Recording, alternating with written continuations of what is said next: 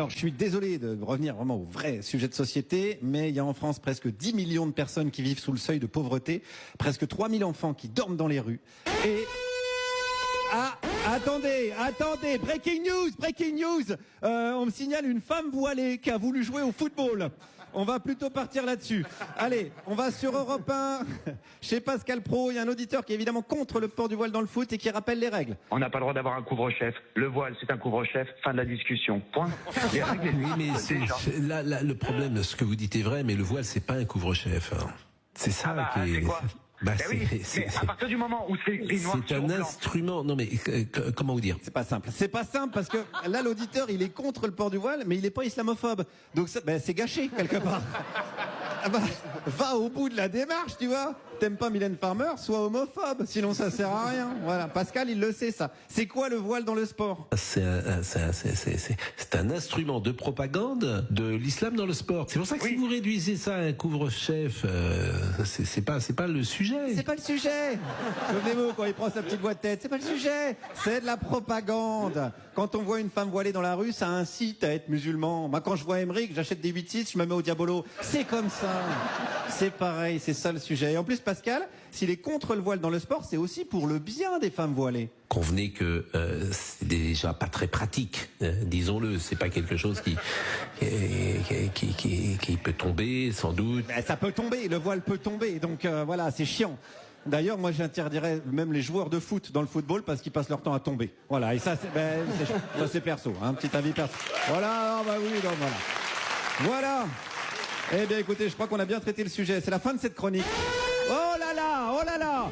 Attendez, on me signale un arrêt de jeu dans un match Angers-Monaco où des joueurs musulmans ont été vus en train de manger. J'envoie mon meilleur élément pour l'enquête. Pascal? Il y a suspicion de blessures, de fausses blessures, pour arrêter le match et pour permettre la rupture du ramadan. Merde. Mais si c'est le cas, c'est très grave, parce que le joueur aurait dû être expulsé à ce moment-là, parce que fausse blessure, t'es expulsé. Le score du match doit être remis en cause. Et la Cour pénale internationale doit être saisie, je suis d'accord.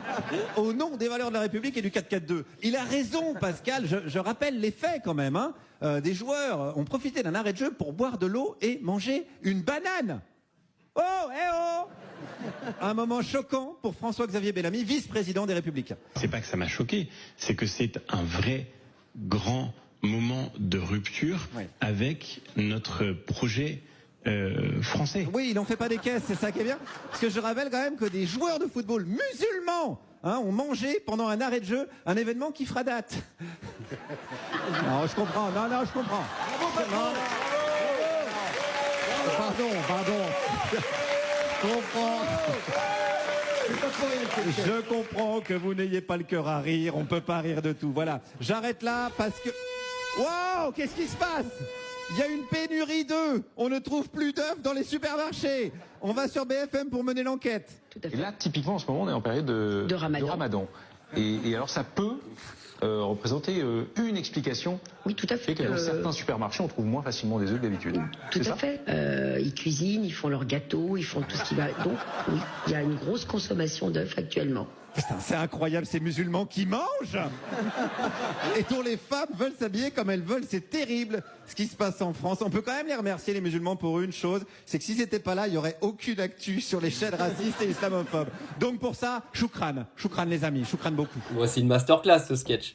C'est une masterclass. Non mais franchement, en plus c'est tellement réel. Tu regardes le sketch, tu te dis même pas que c'est une vanne quoi. C'est abusé.